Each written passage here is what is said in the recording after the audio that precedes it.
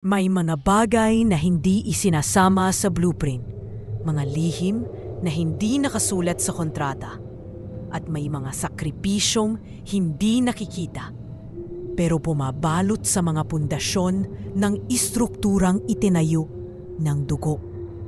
Year 2000. Bagong OJT ako noon sa isang kumpanya ng konstruksyon. Bata pa ako, idealistic. Ang nasa isip ko lang ay makakuha ng karanasan at matutunan ang technicalities ng pagtatayo ng mga matitibay na istruktura. Pero sa unang proyekto na napasukan ko, isang tulay na dapat magkokonekta sa dalawang bayan, hindi ko inakala na may ibang sangkap ang magiging pundasyon nito. Nag-fail ang unang pagtatayo ng tulay. Nag-crack ang concrete, lumubog ang foundation. Parang may bumabalot na malas sa lugar. Paulit-ulit itong nirepair. Paulit-ulit ang pagkasira hanggang isang araw. Sa meeting ng mga higher-ups, may isang matandang opisyal na nagmungkahi ng solusyon. Padugo. Tawanan sa silid. Pero hindi nagbiro ang opisyal. Kung gusto nating tumibay ang tulay, kailangan ng sakripisyo. Ang iba, natahimik.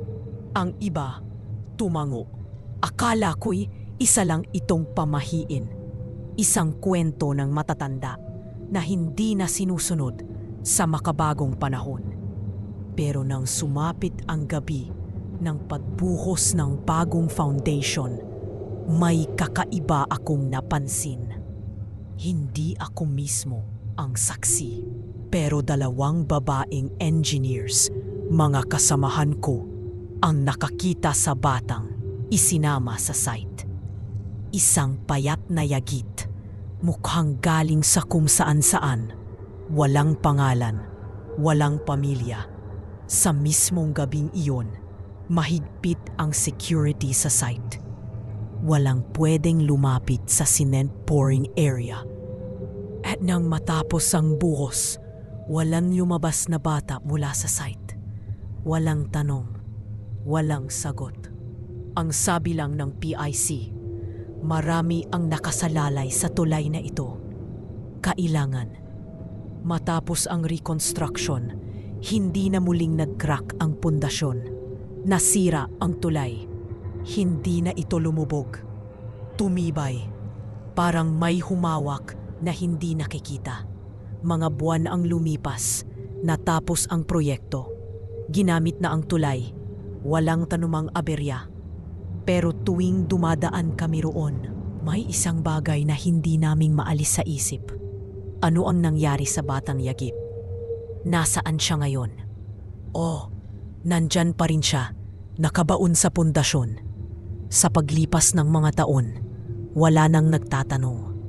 Walang nag-uusisa. Dahil may ilang bagay na, kahit hindi mo paniwalaan, mas mabuting hindi na ungkatin. Alam mo ba ang mga ganitong pamahiin sa konstruksyon? Ibinabaon ba talaga ang sakripisyo sa pundasyon? Comment below, mga kapituin. I-share ang inyong kwento. Baka kayo na ang susunod na ma-feature dito sa aking YouTube channel. Huwag kalimutan mag-like at share at pindutin ang notification bell para sa mga susunod pang kwentong base sa totoong pangyayari. Maraming salamat.